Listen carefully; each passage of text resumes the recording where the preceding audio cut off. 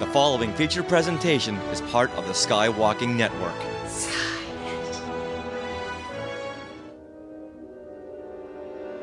Welcome to Star Warsologies, the podcast about science and other academic fields of study seen in Star Wars. My name is Melissa Miller. I'm one of your hosts. I am a science writer and a contributor to Star Wars Insider magazine. And I'm your other host, James Floyd. I am a freelance writer for StarWars.com and Star Wars Insider Print Magazine. We were going to present to you our celebration panel, Andor, the Empire and a History of Resistance. Unfortunately, the Empire intervened and made it impossible for us to record. No, actually, it was not recorded, unfortunately. But we have brought back most of the original panel, and we're going to redo it for you just for the Star Warsologies. If you do check out the YouTube version, we'll have the visuals, the slides that we occasionally reference as we go on through the episode.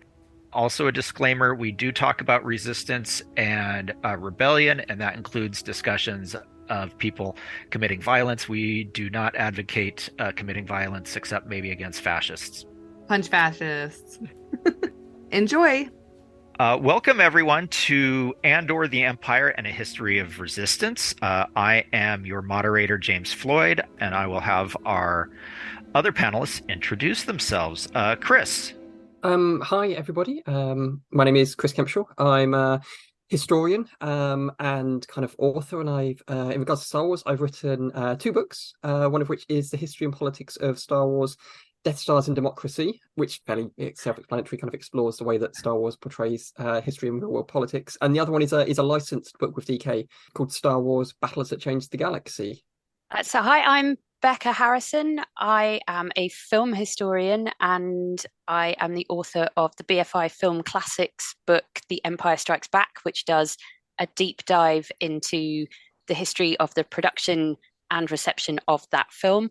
And I'm currently writing another book about Star Wars titled TBC, but I do lots of research around marginalized histories of Star Wars fans and perspectives.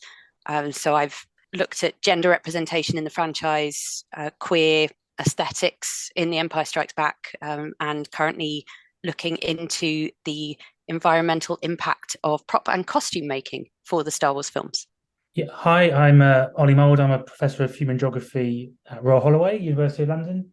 I study things such as urban activism, climate activism as well, more recently looking at some of the ways in which tactics are used by particular protest groups to get what they need. I've written a few things about Star Wars, no books or anything, but a few blog posts, but mainly from the position of a fan. So I'm an academic first, I guess, but a Star Wars fan very close second. Hello, my name is Jake Rowlett. I'm a fourth-year PhD student in the Joint Doctoral Geography program between San Diego State University and University of California, Santa Barbara. My dissertation research is all about the impact of Star Wars on real spaces, so like through a tourism and identity perspective. And from a more Star Wars-y point of view, I just worked with a great team over this past weekend to pull off the May the 4th Sci-Fi Film Festival in Portmagee, Ireland. It's the first time we had a film festival component to that local Portmagee festival. So yeah, that was been a great new little Star Wars addition to my repertoire. And our final panelist from Celebration, Professor Manuel Barcia, is unfortunately unable to join us today, but we will do our best to reiterate his main talking points. I guess the first question that we have is, why resist and rebel? Vel Sartha says, everyone has their own rebellion. What are the differences between those two, and what's the why behind those? I think in terms of the differences between resistance and rebellion, those are really interesting to me. It's something I think about in my own work and my own activism quite a lot. And for me, it comes down to a sense of where you are in relation to the thing that you're opposed to. So resistance feels more like something where you are asserting boundaries, where you're putting in place something that says, like, you don't get to cross this line. This is the absolute sort of limit of my boundary. Whereas rebellion feels more like an incursion into enemy territory. And it's interesting to me that that's not a distinction that gets made in Star Wars. they're used quite interchangeably, even though there are different definitions of these words, multiple definitions of each of the words. But I mean, certainly all the way through the films, the TV shows, I mean, you have to resist and you have to rebel to survive. It's a really fundamental thing that you have to do in order to protect yourself, to protect your loved ones, your community, your way of life. You simply cannot survive under the kind of oppression that many of the communities and planets are experiencing in that galaxy without it.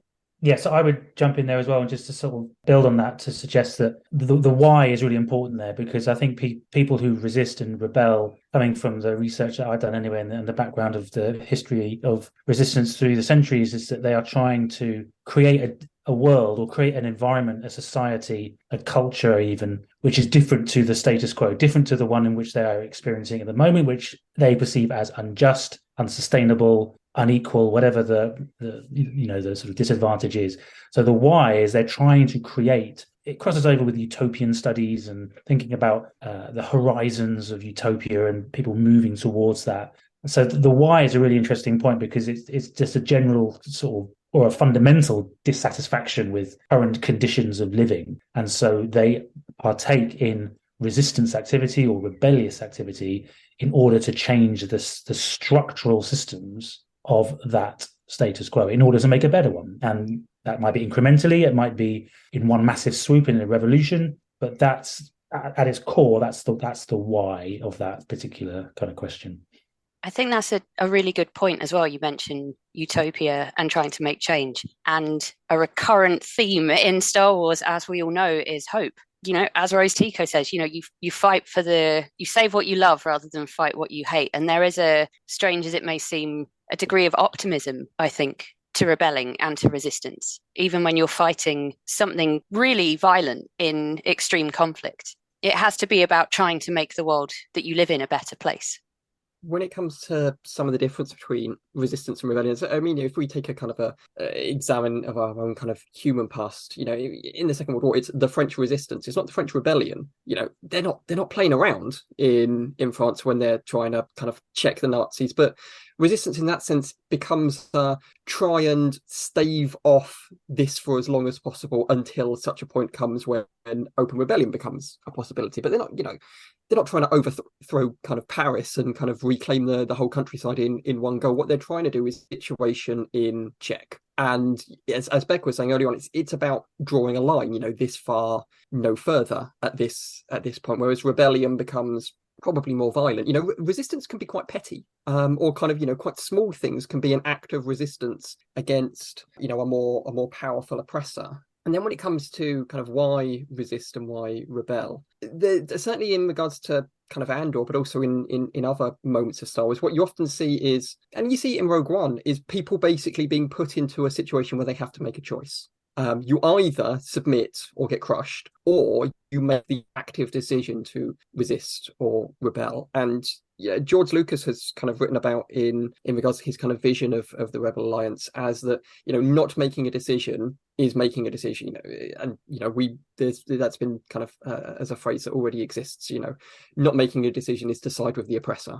So the kind of the follow-on question is, you know, what's taking everyone so long? Why is it, you know, why are some people reaching the point of resistance and rebellion quicker than other people? And there's a reading of Andor that it's a critique of humans, because there aren't many aliens in those prisons. There aren't many aliens in those kind of oppressive worlds. I don't reckon they're off having a great time. If they're not there, I imagine they're off having a much, much worse situation imposed upon them than the humans are. And they probably didn't need anybody to explain to them that those stormtrooper guys over there are probably bad. So their point of no return decision making came probably a lot earlier than some of the people in the galaxy, particularly some of the human people. Yeah, Chris, that's a great point. I wanted to piggyback off of some of that stuff. I'm reminded of a quote that you mentioned when you were talking about how George Lucas talked about inactivity and stuff. And it's like, you could ignore politics. The politics will not ignore you, right? And that's an idea that you see a lot, especially in Andor. Like as soon as, like in this picture we're looking at right now, where as soon as he tries to go on summer vacation, everything goes totally south for him. But yeah, you were talking about, we're talking about resistance and rebellion and this I introduced other R words, like reworking and resilience, and a lot of these words that can maybe predate or kind of work in harmony with the idea of resisting, of other people's strategies and what scale at which they're able to affect change, how that can kind of be leveled up or reworked by different oppressive regimes and stuff. But in the terms of Star Wars, it's weirdly, I mean, I'm just thinking about this right now, so anybody can disagree with me, but it almost feels like in the Star Wars world, rebellion is reserved almost for like a more organized, like things become rebellions when all of a sudden there's an organizational structure around them, and it's resistance up until that point, which is why it's interesting, I think, in the sequel trilogy, how it's called the Resistance, but then in Last Jedi, you get so many more references to like, calling each other rebels and rebel scum and all that kind of stuff. It's like as more as the open friction kind of gets out into the world and they feel more empowered, then they're almost able to graduate to rebellion, or at least in the Star Wars-y kind of sense of the words. I like the idea that rebellions come with administrative. Like, as soon as human resources get involved, it becomes a rebellion.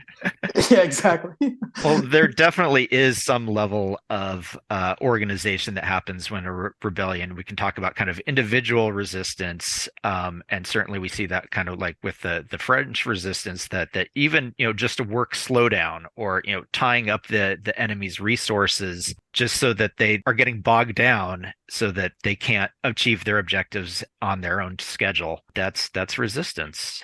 You're providing for that friction.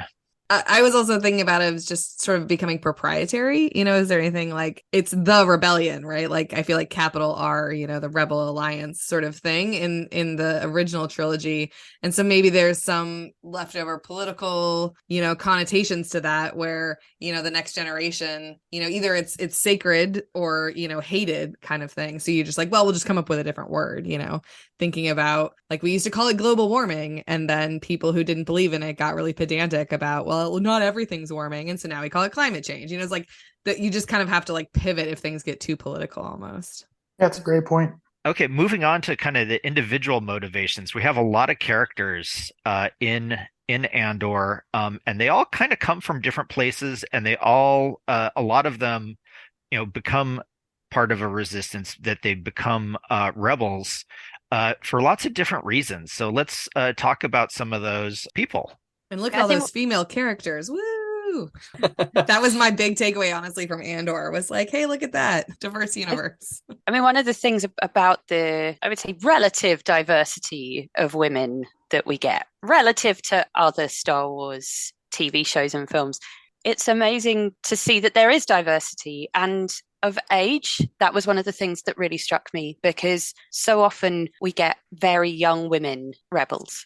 Leia is 19, Jin is 19, Rey is around that age as well. Like we get these really, really young women. Padme is 14 or meant to be 14 in the first film as a senator. So I was really struck by Maarva being this older woman. She's been president of the Daughters of Ferrix. She's lived her life. She's an elder in a community where there don't seem to be many elder women. And that to me actually feels quite progressive, that she is the one that's kind of speaking and reaching out and cutting through to this whole community of people, and that they actually listen to her. Like to actually listen to an older woman is a really quite remarkable thing, and it not only in this universe, but in society more generally, which is deeply unfortunate. But I was trying to think of other examples of that, because Mon Mothma seems like the most kind of matriarchal figure, perhaps, but she's not really old by any stretch of the imagination. Beru, we hardly get any of her at all. So yeah, that for me was a really meaningful choice and decision that they made, and I think a really powerful one. My name is Maarva Karasi Andor. I'm honored to stand before you. I'm honored to be a daughter of Ferrix, and honored to be worthy of the stone. A stranger.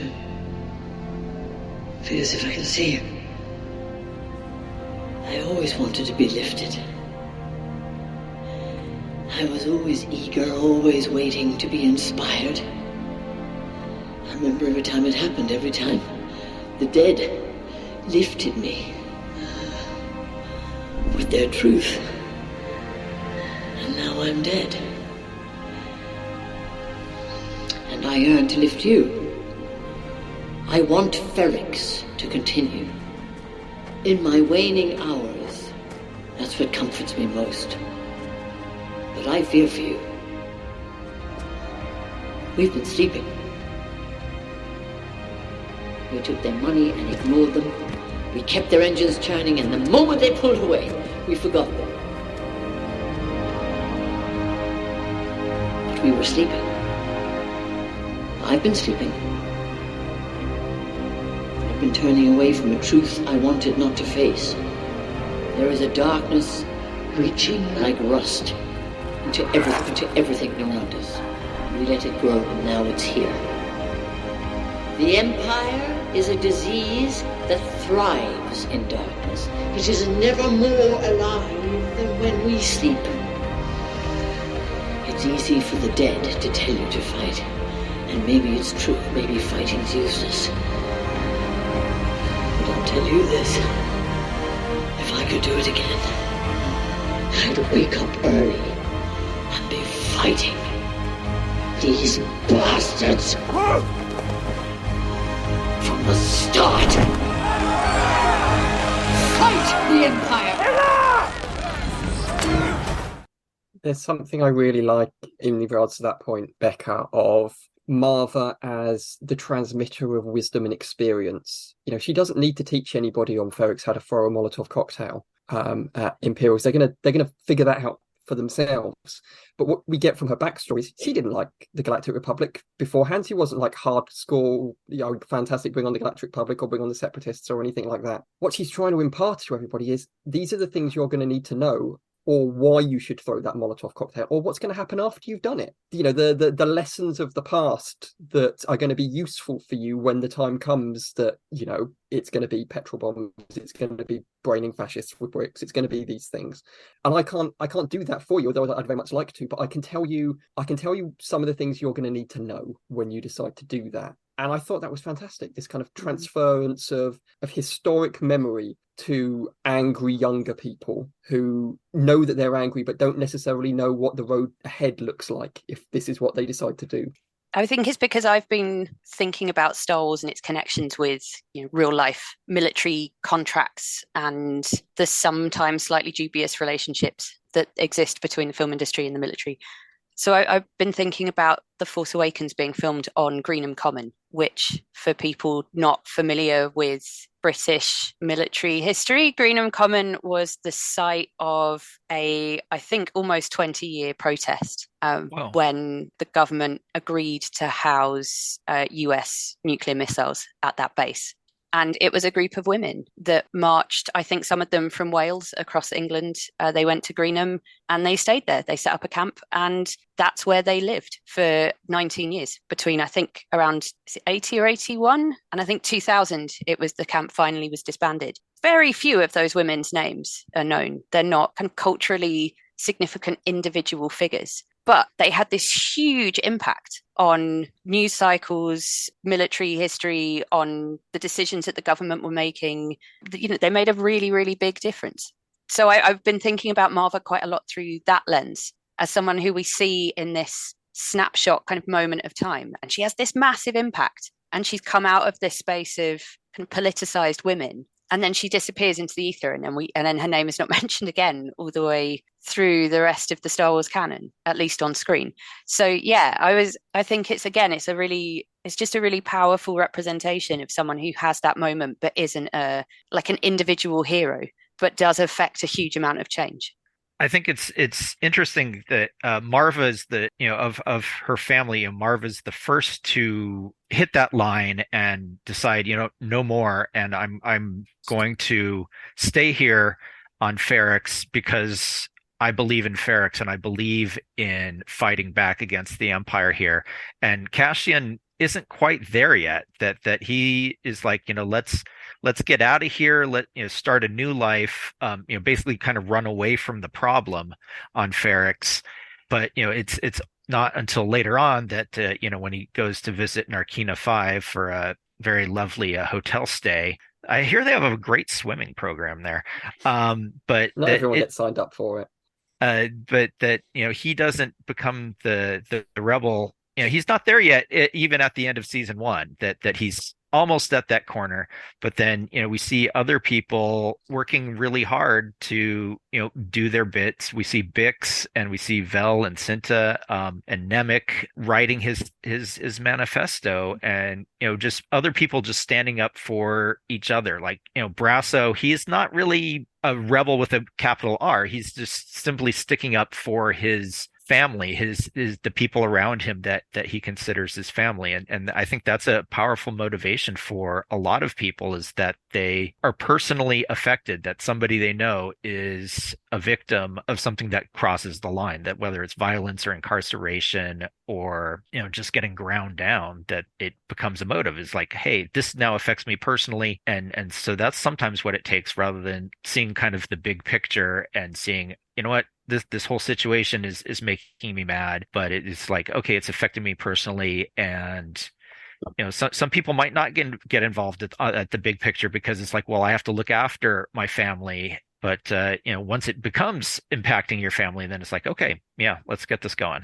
I think Becca's point is really interesting and really important about Marva's ability to pass on that information, or having a kind of position of historical significance, or at least of wisdom, because it actually mirrors a lot of what's going on in the climate movement at the moment, insofar as a lot of the new kids on the block, let's say, particularly in the UK, for example, XR, Extinction Rebellion, Just Stop Oil, and some of them lot. One of the reasons that they're a little bit they create a lot of friction in the movement is because they seem to be saying, oh yeah, we're doing this for the first time, we're the first ones to be causing this disruption, when actually environmental activism has had half a century, if not more, of real intense environmental activism on all sorts of different fronts, including nuclear disarmament, as you mentioned there, Becca, but also animal rights, pollution, CFCs and fridges, all sorts of things. So I really like the fact that they positioned Marva as this sort of oracle, if you like, because that's kind of where some people are sitting in various movements at the moment. And this diversity of people's reasonings, which you mentioned, James, I think again it resonates really well with the different reasonings that you see for people's resistance and rebellion. I think your point, Chris, about the humans and the aliens, it's really important, because there's a sense that the people that are rebelling or have been rebelling for a long time have had their liberties and their life, destroyed by the Empire for a long period of time. But there are some who perhaps have only had it destroyed recently, because those are the ones who have built up privilege over the time, have been able to live with the Empire, because they're in a position where they're not perhaps as oppressed as other members are. And so this again is resonates with what goes on in the real world, insofar as that it's usually the people, the minorities, who will get oppressed first by the Empire, and they're the ones that sort of have to rebel the hardest and the longest, and then it gets to that point where it's everyone else. Is it that first they came power? Is it the Nine Moller power? The first they came for the socialists and all that stuff. So there is a sense that all these different people have kind of come into that rebellion at different points, obviously for different reasons, but because there's obviously been a stage sense here where the Empire has slowly encroached upon their liberties or their privilege over time, and they've thought, hang on a second, yeah, they are awful, so let's join this rebellion. And that to me is a really great metaphor, if you like, or representation of the ways in which people join rebellions in the real world. It reminds me a bit of the meme that you often see circulating on social media, like what radicalized you? Because everyone has a different reason why they join a rebellion. And I think one of the great things about Andor is it gets at the heart of the challenges of working with people, alongside people, and putting trust in people that you don't necessarily like, who have very, very different motivations to you. And I'm sort of thinking of Luthen saying to Saw Gerrera, aren't you sick of fighting people who agree with you? And I think often, like whether you're involved in an activist movement or you're in a trade union, there's always some trade-off where, depending on whether you're looking in a very micro way, it can feel like you totally disagree with everyone else around you. But from that kind of macro, sort of slightly zoomed out perspective, you are all on the same side and you just have to get on with it. With that, let's talk about Luthen. He has this great speech about the personal cost of rebellion. Basically, he's using himself up for a future he won't see, that he's becoming the monster so that other people don't have to be the monster. And what do you sacrifice? Calm, kindness, kinship, love, I've given up all chance at inner peace. I made my mind a sunless space. I share my dreams with ghosts. I wake up every day to an equation I wrote 15 years ago from which there's only one conclusion. I'm damned for what I do. My anger, my ego, my unwillingness to yield, my eagerness to fight, they set me on a path from which there's no escape. I yearn to be a savior against injustice without contemplating the cost, and by the time I look down, there's no longer any ground beneath my feet. What is my sacrifice? I'm condemned to use the tools of my enemy to defeat them. I burn my decency for someone else's future. I burn my life to make a sunrise that I know I'll never see. Now, the ego that started this fight will never have a mirror or an audience or the light of gratitude. So what do I sacrifice? Everything! I mean, I think this speech is, up there with the Tears and Rain monologue from Blade Runner. I mean, I really do like it, and I've used it a fair bit in my teaching since, I must admit. And I'm always using Star Wars memes, but to use a sort of proper speech like this was great.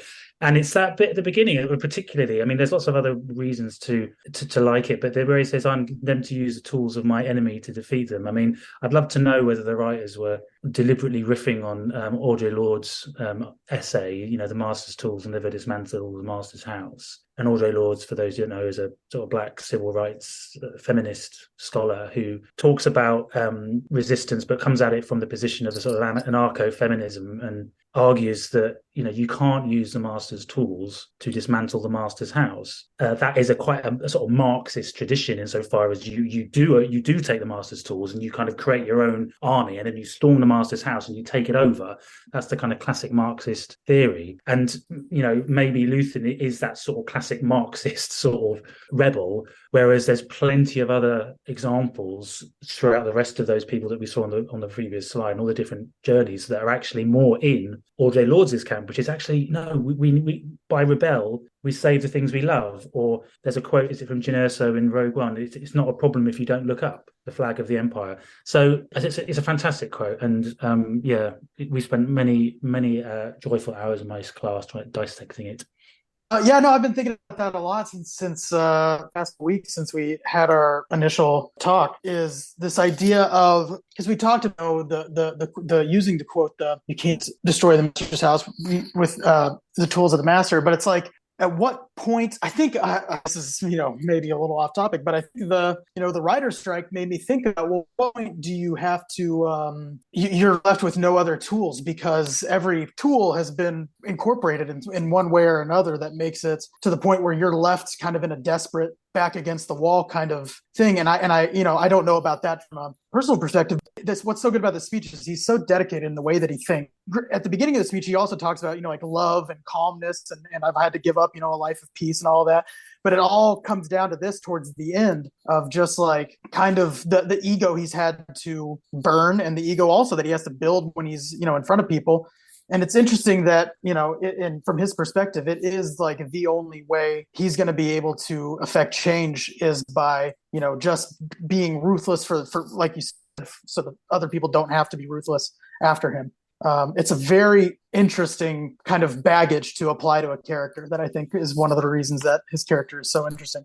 What I find interesting about Luthen, and obviously we all remember him from A New Hope, he's going to be fine. All of those scenes that he had in that film and the other ones, is that, drawing on kind of Oli and Jake's points, Luthen is manufacturing and funding kind of a rebel movement against the Empire that already kind of exists. And you can see that he has, from this, again, absolutely amazing monologue, this kind of burning dislike and hatred of the Empire. But it's when he watches Marva in the last episode that I think you get a sense from him of, he sees something that he can't manufacture. He can't buy people or give weapons to people to make them feel these things. This kind of realization from him that if this is going to have legs, it's going to have to come from the grassroots. At some point, someone's going to have to convince people that the Empire is a disease, and that the only reasonable reaction in the face of it is to is to fight it. And I think that you get that little realization of Luthen, firstly, that, oh my God, this is happening.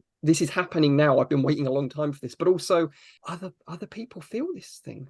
And I couldn't have lit that fire in Marva, and I couldn't have lit that fire in people. And even if, for some reason it turns out he's not in A New Hope, it doesn't matter, because it spreads. But that feeling that actually he doesn't have to do all of these things. There are some things that he can't do. He can't manufacture this. He can't give guns enough to make this happen. He can't buy it in Saw Gerrera and his merry men, a kind of band of psychopaths. It's going to have to come from somewhere else. They could always special edition him in, and at some point in A New Hope, he just walks directly in front of the camera and then off to the side, and that's just says McClunky, and then he's gone. And then he keeps going. It reminds me of what you were just saying, Chris. I think looking at the language that's being used here, really reminiscent of Holdo's line in The Last Jedi, light the spark that starts the fire that burns the Empire, or the First Order. It's so interesting thinking about that. I mean, Marva is the spark. Right. Marva is a spark. He's not. He's talking about he is being burned. Mm-hmm. And it's that, he's the use of, using the master's tools, using the tools of your enemy. You suffer the same fate that they do. You burn with the Empire. And, that you see that word all through this speech, like talking about burning, light. I'd not really thought about the specificity of the language of it before. But I think that's a kind of useful analogy, at least for me, to think of Marva and Luthen in very different roles. Marva's the spark, Luthen's the fuel. Yeah, that's exactly where I was He's an thinking agitator and an instigator.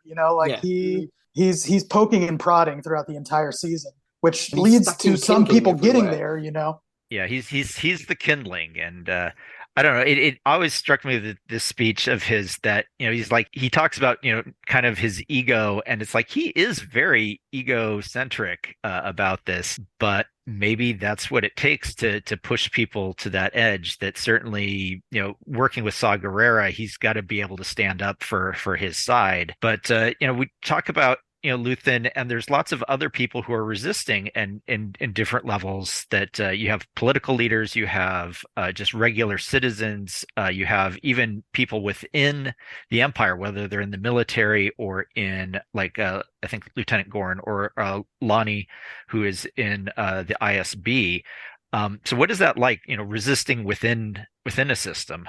I think it's interesting if we compare Luthen to Mon Mothma, who is also, Mon Mothma is resisting from inside the system. You get loads of fantastic shots of her, making impassioned speeches to a Senate that isn't listening, as a kind of brace yourself, everybody, on the nose metaphor is approaching kind of moment. But Luthen is far more clear-eyed about the realities than Mon Mothma is, and Luthen gives her pretty short shrift at time. This idea that, did you think that at some point we'd have acquired enough money that we just buy the Empire out of fascism? At some point people are gonna, this is going to resort to fisticuffs, kids. But Mon Mothma's resistance comes with its own sacrifices. Her daughter thinks she's a camera chasing PR addict, and she's living at home with what can possibly be charitably be described as the second worst man on Coruscant.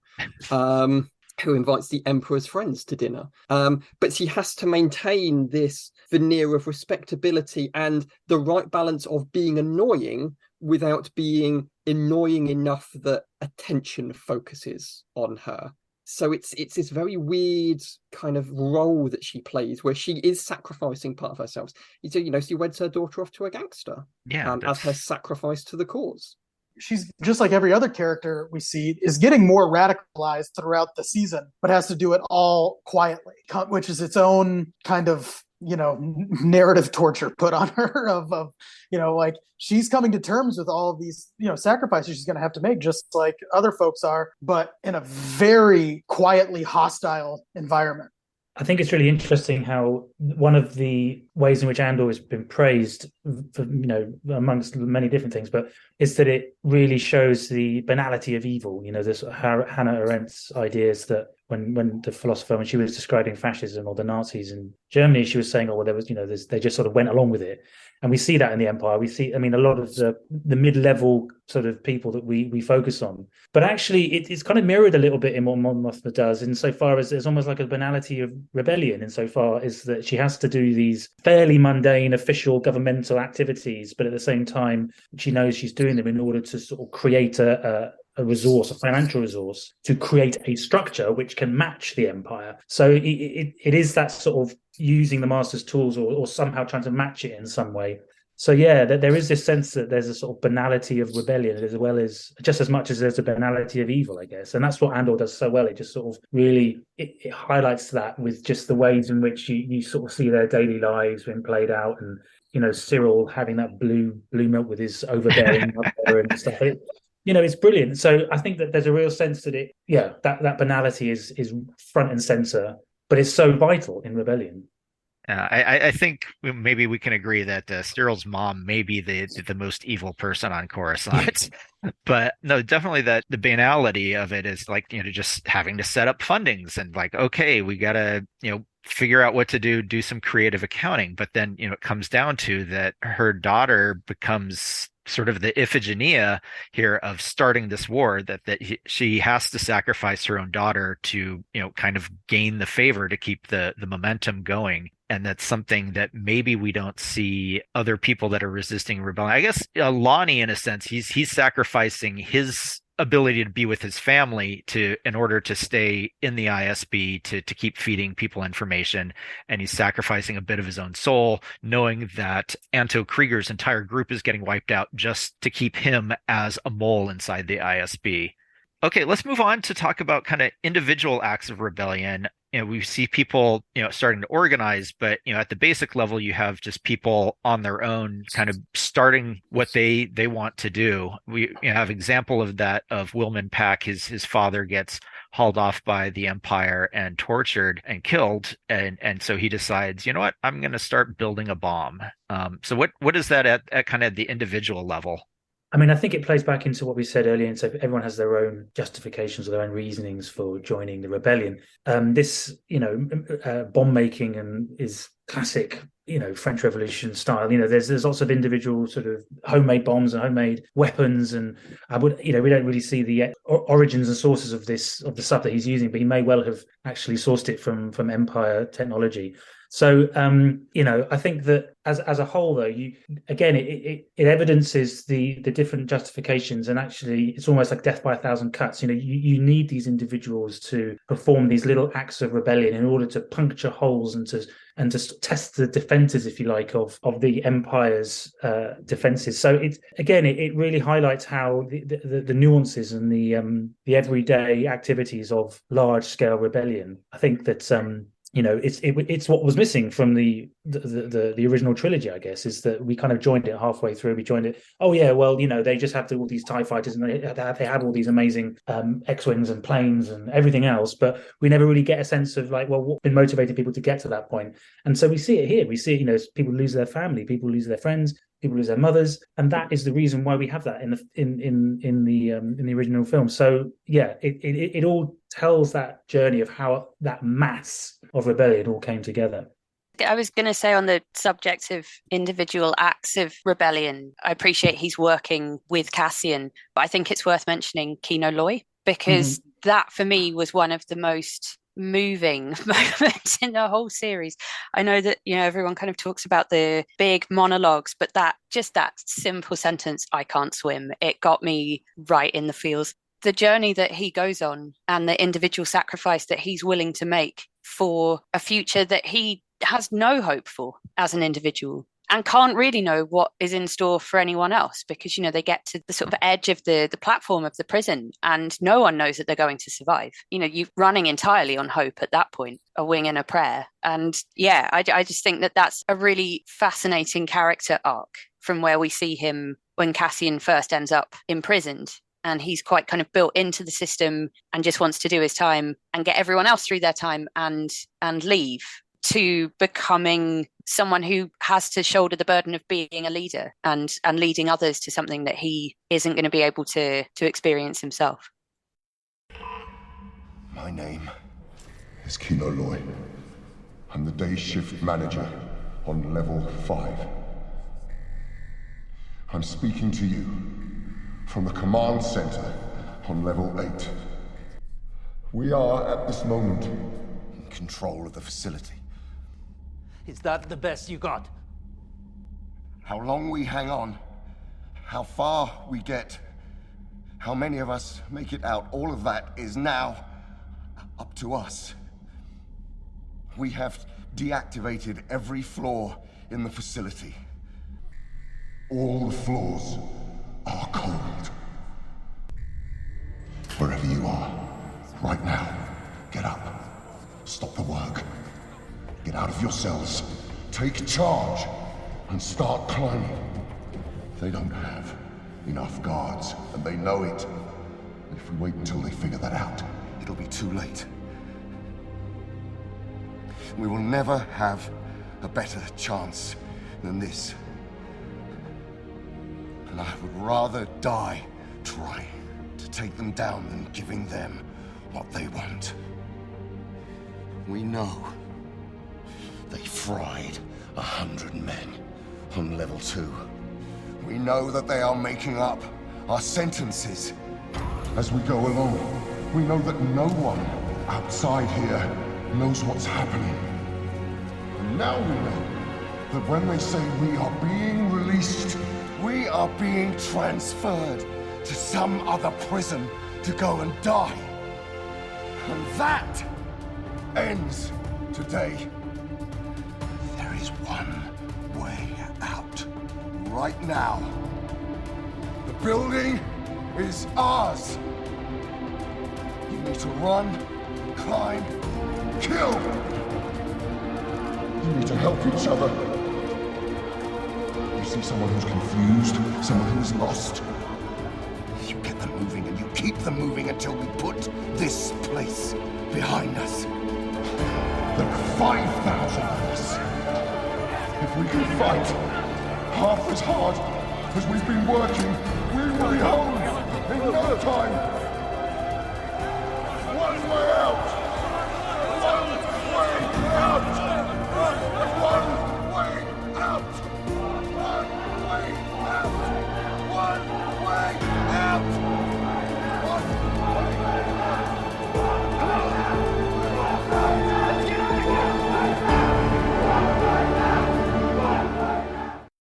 I got to see Andy Serkis this past week at a screening of Andor, just the Narkina 5 episodes up in Burbank. And he described that he believed Kino Loy to be basically like a union organizer. And so his crime was basically just being a leader in a time when the Empire wanted a monopoly on leaders. And so he got put into the prison for that. And then, what does he end up doing? He becomes a leader again. And as you mentioned, he's just there to kind of get through his sentence, keep his head down, make sure, people get through alive. But yeah, that once he realizes there's no hope for anybody there, that, none of them are getting out. That's, immediately he just turns on this switch that, Cassian asks him before, how many guards are on each level? And he's like, no, not telling you nothing. And then as soon as, that switch flips, he's like immediately 12. Like he knows everything, but he's been keeping his head down this whole time. Yeah, I mean, the idea of him being a trade union organizer outside Narkino 5 is, well, it resonates because a lot of us participating in this panel work in a sector where union activists are constantly being targeted by their employers and ostracized or made redundant. So, yeah, I mean, there's just so many real world parallels with the sort of political situation we find ourselves in at the moment and what's happening in Andor.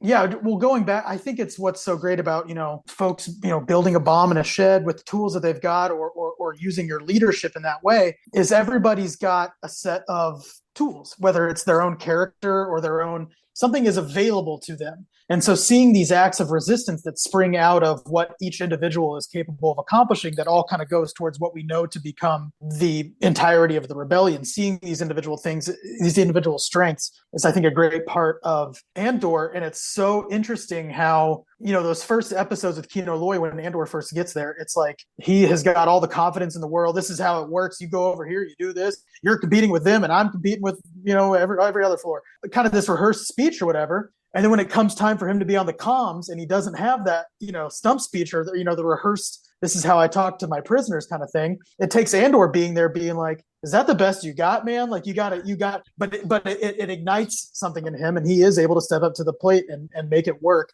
But you can see turning in his head, using his leadership skills, but having to reconfigure the cogs a little bit to make it work for this new situation. And I Andy Serkis is so great that it's all on the screen there.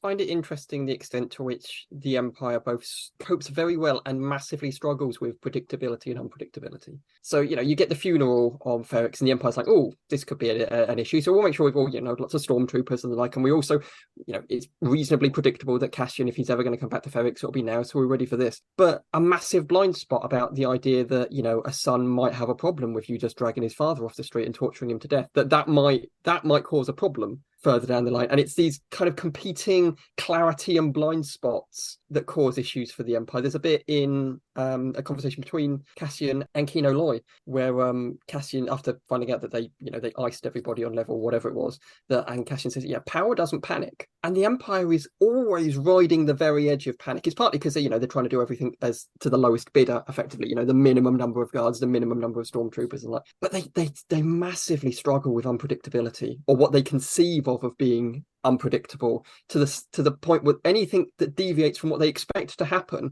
it's such a heavy-handed response, which turns out to be exactly what Luthen wants. He wants the Empire to be brutal. He wants the Empire to crack down. He wants the unpredictability of the Alliance to radicalize the Empire as much as he needs the Empire to radicalize every rebel cell across the galaxy. Yeah, and there's also, I think, an ego of scale, right? Where it's and that kind of comes down to everybody's job being compartmentalized and the banality of evil. But it's like this idea that something so big, how could one proton torpedo and one, exhaust port lead to anything? And so they shoot that down immediately. Why shoot at the escape pod that doesn't have any life forms on board? Well, you've shot every other one down. And it's those little decisions that, it sounds kind of nitpicky when you put them like that, but it all does kind of work into the narrative of like what you're talking about, where they're just kind of, with a scale of something that large comes little kind of exploitable moments like that, I guess. We talked a little bit earlier about having kind of this death by 1,000 cuts, and that ties right into Nemik's manifesto. Let's tackle that. Let's talk about what Nemik has to say. There will be times when the struggle seems impossible. I know this already. Alone, unsure, dwarfed by the scale of the enemy. Remember this. Freedom is a pure idea. It occurs spontaneously and without instruction. Random acts of insurrection are occurring constantly throughout the galaxy. There are whole armies, battalions that have no idea that they've already enlisted in the cause. Remember that the frontier of the rebellion is everywhere, and even the smallest act of insurrection pushes our lines forward. And then remember this. The Imperial need for control is so desperate because it is so unnatural. Tyranny requires constant effort. It breaks. It leaks. Authority is brittle. Oppression is the mask of fear. Remember that. And know this. The day will come when all these skirmishes and battles, these moments of defiance, will have flooded the banks of the Empire's authority, and then there will be one too many. One single thing will break the siege. Remember this. Try.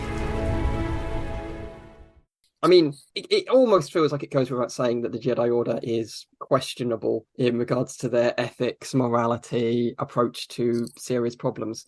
But Nemik's wording is directly opposed to Yoda. Yoda says you either do something or you don't. The minute you try is the minute you fail. And Nemik's saying there is a value in trying. There is a value in attempting to do these things and being seen to attempt to do these things, that whilst one individual may not provide the absolute kind of clarity or the moment of change, that person may be the rebel that breaks the empire's back. It's a rising tide of individuals, and that the way that you overwhelm the empire is by just all of this stuff day after day, tiny little acts of resistance or bigger acts of rebellion over and over and over again. And even if it's not going to work, you try, because it annoys the empire and it uses up resistance and it uses up resources and it inspires other people to do things, whether that's jaywalking or hitting a fascist with a brick. They all add together to a collective worth, whereas Yoda's you either do it or you don't. Well, Nemik is not going to bring down the empire by himself. It just isn't going to happen. I don't care about him as a person. I don't care about his flowery words. As an individual, he is not going to do this by himself. So Yoda tells us that he shouldn't bother, whereas Nemik clearly says actually just giving it a go is worth it enough. So, on a sliding scale of, rebel hero versus trash, we've got, Nemik on one side and potentially Yoda on the other, question mark? Well, no. Yoda was telling Luke what he needed to hear right in that moment, because Luke had was consumed by self-doubt. And I think if Nemik had been there, he might have pushed Luke into the same, outcome ultimately. It's interesting. I really liked what you said about people seeing you try, because that can be that all comes down to our wider discussion of sparks and the just that little bit of friction that causes something larger. That is true.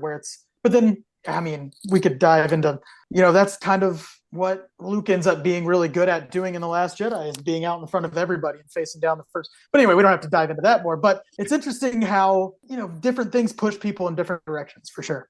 So, I think there's quite a lot to unpick with this speech, which is really beautiful in lots of ways. But the idea that tyranny requires constant effort. For anyone who's been involved in any kind of activism knows that so does freedom. Freedom requires constant effort too. It's not a zero-sum game. It isn't a pure idea. Freedom means different things to different people, in the same way that, your motivation for fighting the Empire or the First Order is going to be down to your individual circumstances.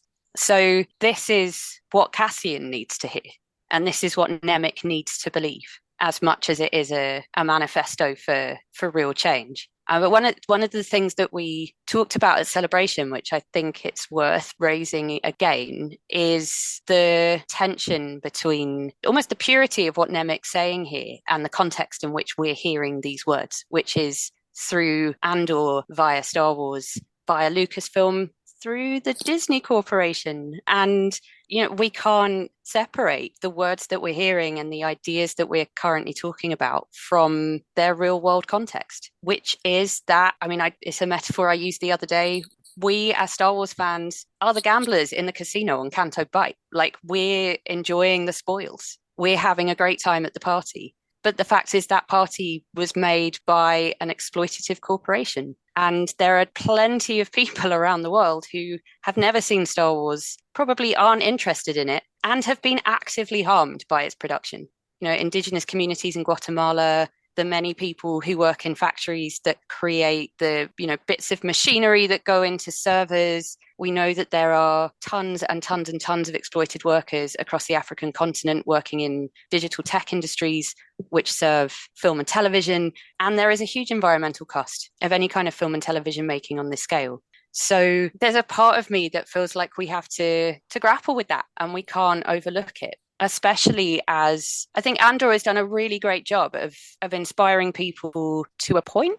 The politics of this show have been unlike any other Star Wars thing I've seen. It's really speaking to us at a moment of, all moments are about change historically. There's always conflict. But right now, let's say things have been quite bad for quite a lot of people. And there's so many real world examples of racism, transphobia, homophobia, misogyny, that in both US and UK contexts that we could speak to. And so this really taps into something. And I think Tony Gilroy and everyone else working on the show has obviously got something to say about those issues. And it's coming through in various metaphors.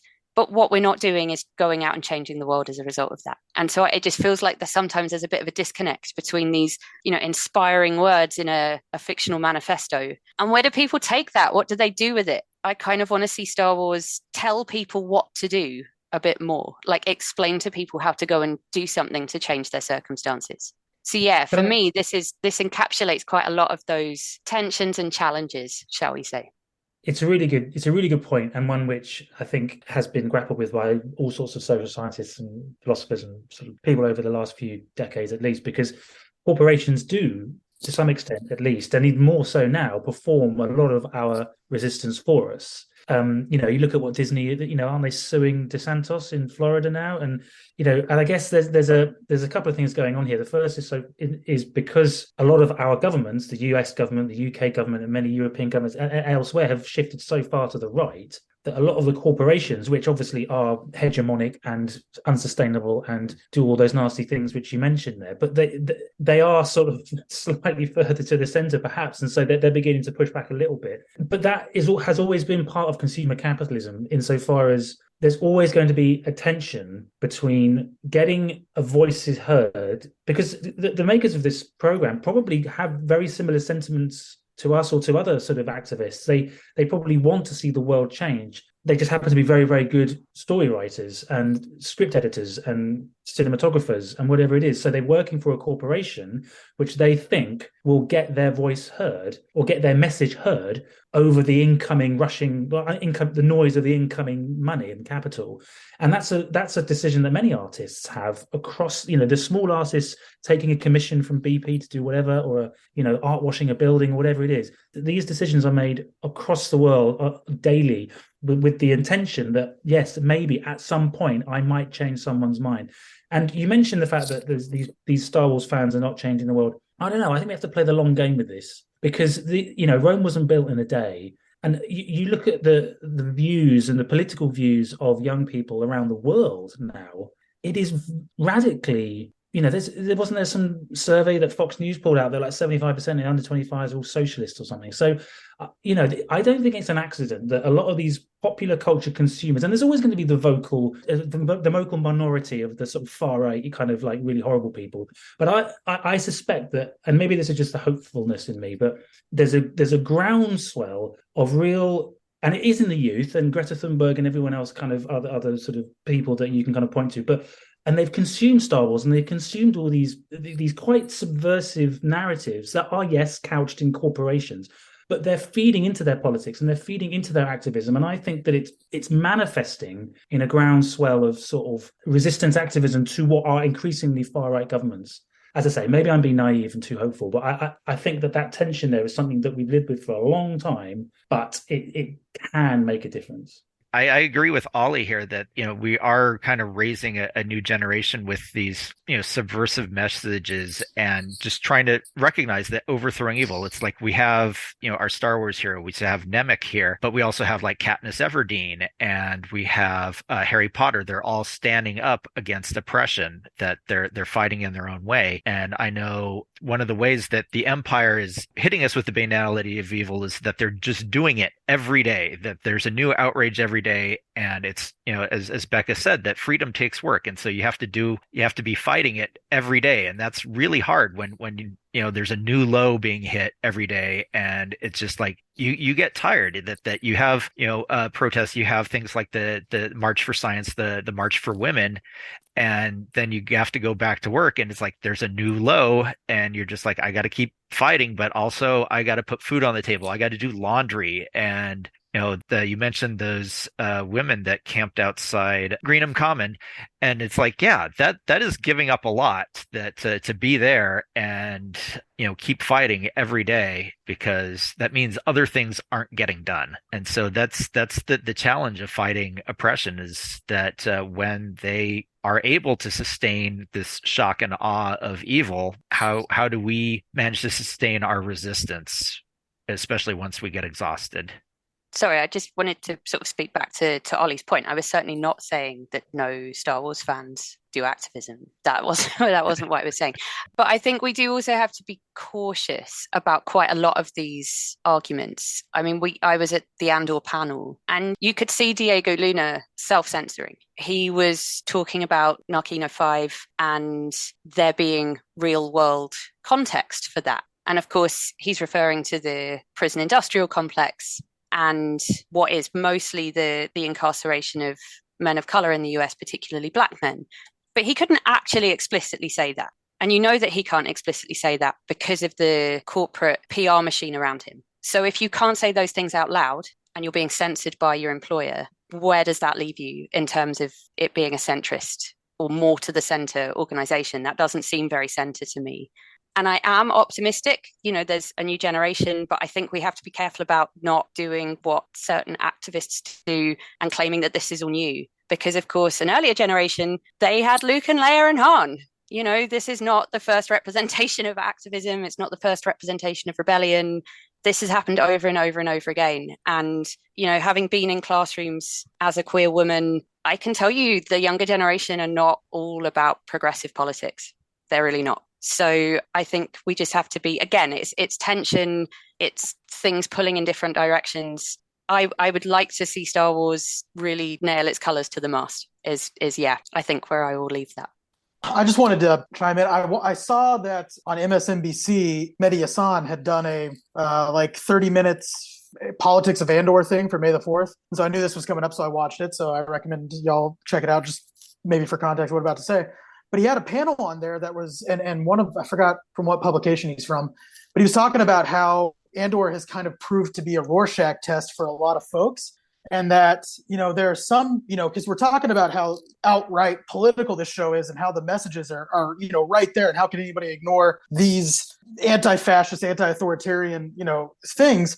And I think a lot of that has to come down to media literacy to a certain extent. But what the panel was kind of talking about is, for some people, this has been, who do you see as the oppressor? Who do you see, in your real world as who's being occupied and everything? But also there are some people who watch Andor and take away, I'm Cassian and vaccine mandates and woke politics are the Empire. And I have to work as hard as possible to make sure woke doesn't come to my town and things like that. And so some people, that's kind of what's always been, and Chris knows this more than anybody here, I'm sure he wrote the book on it, but there's always been that Rorschach test element of Star Wars politics. You can always kind of apply the Empire. If George Lucas says it's Richard Nixon is the emperor and the rebellion are, the Viet Cong, that only goes so far. There's always going to be people who see their own political alignment with the rebellion. And also, startlingly, there's always going to be people who are okay with the Empire and want to be Darth Vader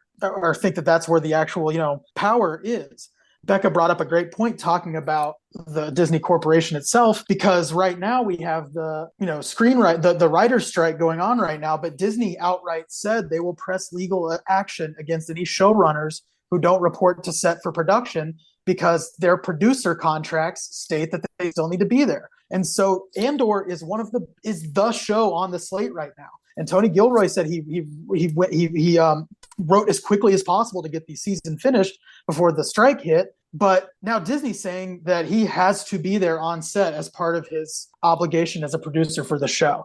And where's that line going to show up? We're going to find that out here in the not too distant future. But they've said that, every showrunner needs to be there and they'll press legal action. That could be a bluff, but it's just like, it's so it's almost too on the nose that this show is going to be maybe kind of a canary in the coal mine for what we're going to see over the next couple of months in the writer's strike and just how far maybe these production studios are going to be willing to go. And it's impossible to ignore that. I know we won't ignore it just because, we're here right now and we like spending hours talking about Star Wars at this point. But it's really interesting because it just puts so much into perspective of how much this show is using the massive commodification of art as a means to tell its story. And is it, and it comes down to something we talked about in the panel of what's the difference between telling stories like this and also outright calling for, are we supposed to just vicariously be rebellious through these characters, or are we supposed to be rebellious inspired by these characters? And that comes down to a lot of what Becca was talking about. But yeah, that's just kind of a lot of scraps of thoughts I've put together listening here in the last 10 minutes. The irony that a show so dedicated to rebellion is threatening legal action against its own rebels. I mean, it says a lot, but the point as well about how do people see their own politics? And this came up the other day. It comes up every May 4th. It's a recurring conversation. One of the first examples that we know about of May the 4th being used as a means of referring to the date comes from a Conservative Party political ad in the London Evening News that says, Maggie, May the 4th be with you, because it was the date of the 1980 election, which Margaret Thatcher won. It happened, or was it 79? It might have been 79. It's 79, isn't it? Yeah, it's during the production of The Empire Strikes Back, which amuses me greatly. But these are films about rebels and rebel fighters standing up to an authoritarian, seemingly quite right-wing brand of fascism. And yet the Conservative Party, led by Margaret Thatcher in the UK, has co-opted that and is using it as if they are the rebels. And you can see it so clearly in the character, we haven't mentioned her yet, in Deidre Miro, who absolutely thinks that she is on the right side of history. She thinks that she is doing the right thing. And I would really like to see a deeper dive into her and her backstory in series 2, because what radicalized Deidre Miro? Where does she come from? How does she get to that headspace where she is convinced that she is doing the right thing? I hope it's something really banal like potholes or food collection dates or something like that have driven her into the waiting arms. Those pesky rebels keep putting holes in the roads at the space lanes, and we just want to fill them in. And the Empire is just all about we just want to keep the roads smooth, the space trains running on time, just have this nice no order. choice but to be a space Nazi. Yeah. So one of the aspects of Andor is their representation of kind of the military industrial complex. We have that corporation at the beginning. Let's talk about that. I thought that was a really great way to introduce the Empire, particularly in Andor, given that, there's a sense that a lot of the, I guess, outright bad politics, fascist politics of the United States is centered around their use of corporations and their use of private money, specifically in the military, teaming up with arms dealers and arms producers companies to wage war in the Middle East and everything else. And so the fact that they pivoted that front and center, I thought was a really quite an interesting way to introduce that.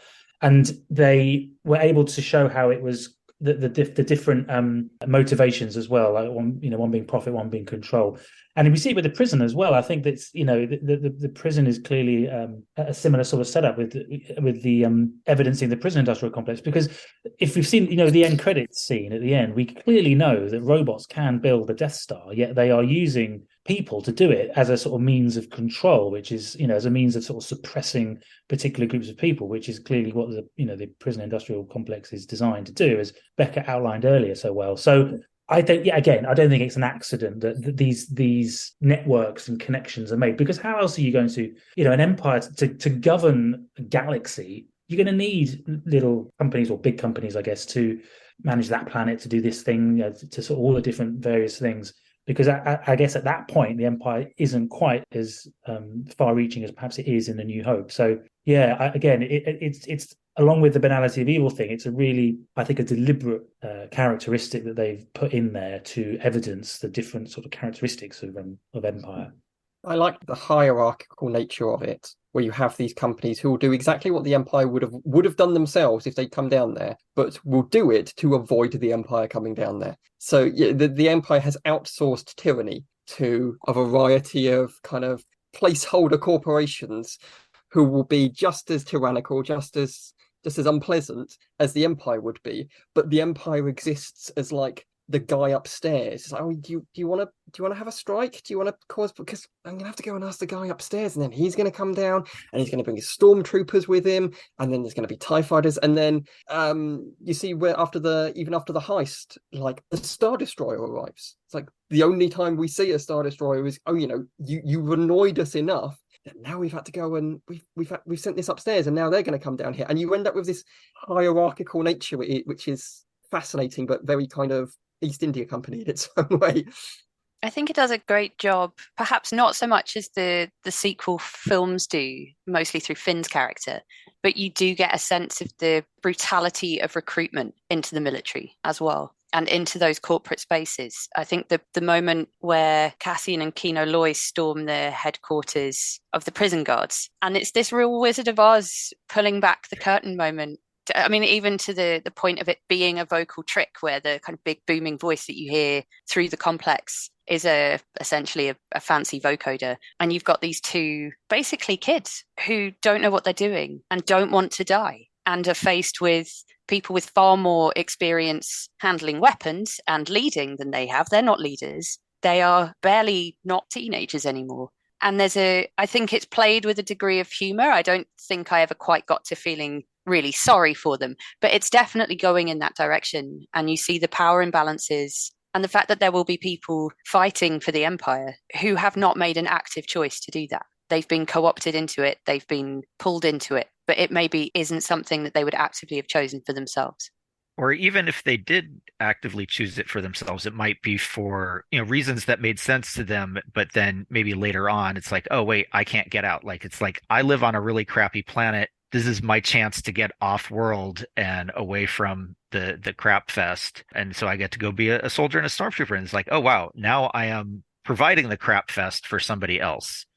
And, that's where we get things kind of like Finn. Obviously he got recruited, conscripted as a child, but, we see that, in lots of places that people are like, this is not what I signed up for, or people are like, no, this is what I signed up for. And I get off on having the ability to have power and oppress.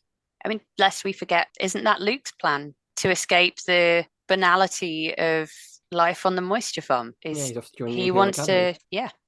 Well, I think that wraps up our recreation of the Andor panel that we had at Celebration. Do we have any final thoughts from anyone? You can give your final thought, and maybe also a place where people can find you online, or any projects that you have coming up that you want to share. So if people want to find me after the podcast, they can look up my Twitter account, which is Becca E. Harrison, or you can find me via my website, which is writingonreels.uk, and that has contact details and a list of all of the publications, videos, and various other sort of Star Warsy things that I've been involved in. Yeah, if you want to find out where I am, you just type Oli Mould into Google, OLIMOULD. I'm on Twitter, although I've kind of escaped that now. I'm on Mastodon, but yeah, TikTok and other things as well. So yeah, just have a look at that. There is lots of Star Wars content, which is completely over-egged, but it's all good fun.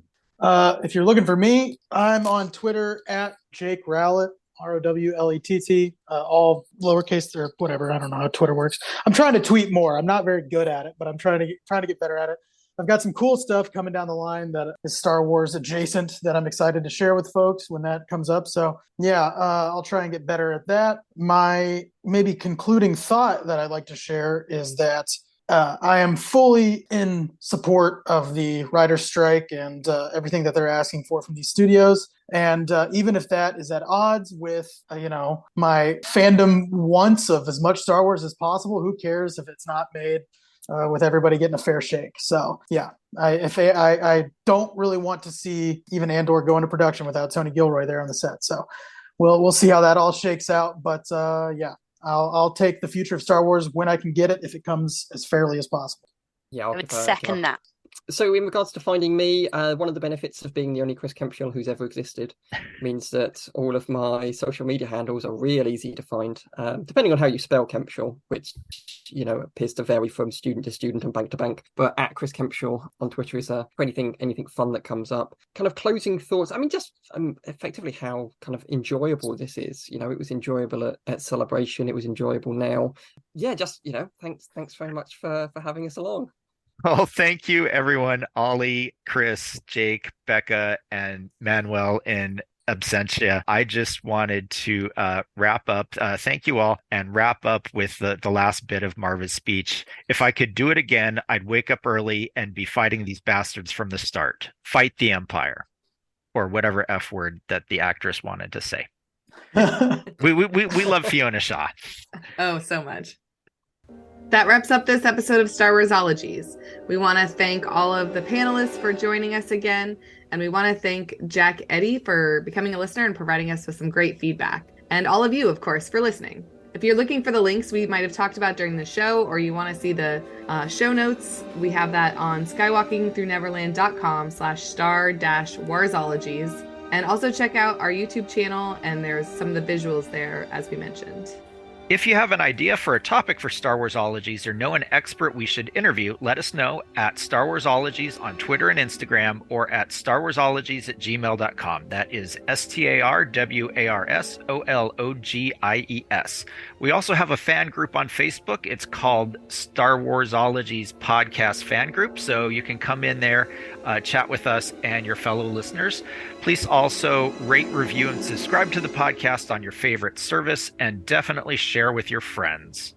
No topic is off limits. Even figuring out how the binary language of evaporators is different from the binary language of load lifters.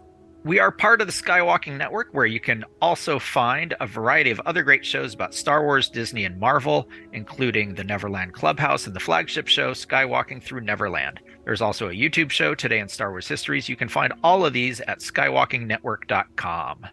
See you next time on Star Warsologies.